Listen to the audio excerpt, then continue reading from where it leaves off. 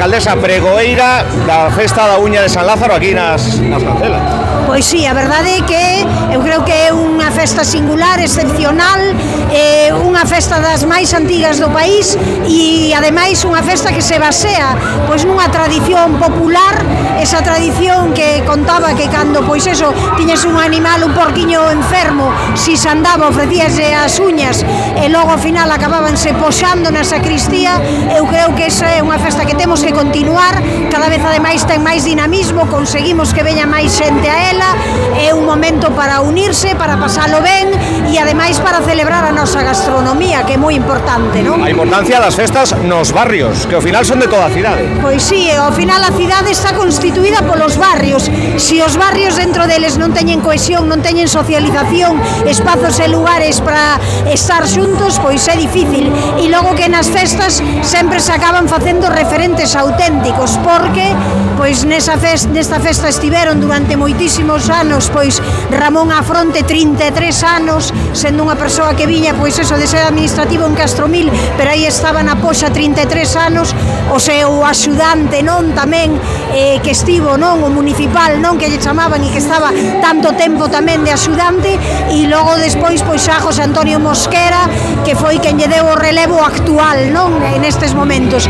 Eu creo que hai persoas que acaban sendo pois especialmente emotivas, simbólicas, son todo a cara do barrio, porque simboliza tamén toda esta tradición, e pasarlle eso ás xeracións máis novas é algo que está na nosa man.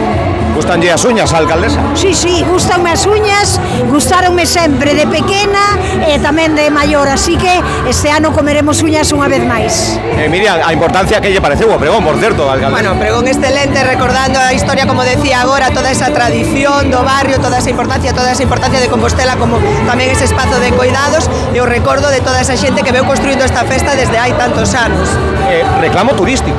Sí, efectivamente, esta festa que ven sempre aí como antesala a Semana Santa, pero que xa fai como esa entrada grande, non, a esa época máis turística, e que ten todo o que nós tamén decimos que queremos destacar, que é Compostela, que é moito máis, non? Entón esa Compostela gastronómica, con esa relevancia tamén da nosa gastronomía, como é o plato das uñas, esa posta en valor, decíamos 16 restaurantes do barrio e outros moitos restaurantes tamén fora do barrio que xa se están unindo a esta tradición, e tamén a relevancia de que Compostela é moito máis, tamén a poder visitar os barrios coa súa tradición, coa súa historia e con toda esa esencia do que é Compostela, que para que a xente tamén saia da Amendo e nos coñeza moito máis alá.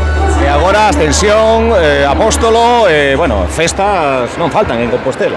Non, eu creo que, a ver, en xeral o pobo galego caracterízase por ser festeiro, Santiago non ia ser menos, aí estamos como capital do país, e agora é momento de aproveitar moi ben a semana para nas fins de semana poder tamén ter un pouco de tempo, porque a festa tamén é un espazo para verse, para ver a xente que non ves hai moito tempo, tamén aproveitas para socializar, para coñecer cales son as demandas e ter un feedback do conxunto da poboación.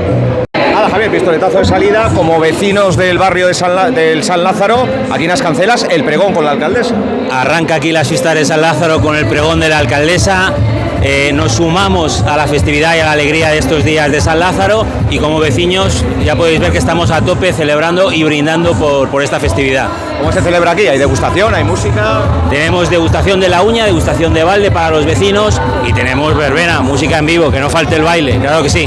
¿Qué nos depara en este mes de abril y en tiempo así cercano en As Cancelas? ¿Qué tenemos? Tenemos un mes de abril con la Semana Santa por delante, tendremos la segunda edición del Festival de Magia Internacional, dirigido al público más pequeño y a las familias, y viene también con aperturas y novedades. Hoy estrenamos la tienda Mangotín, que es la primera en la provincia de Coruña y la primera en Santiago, aquí en As Cancelas. Así que nada, con novedades y con muchas actividades.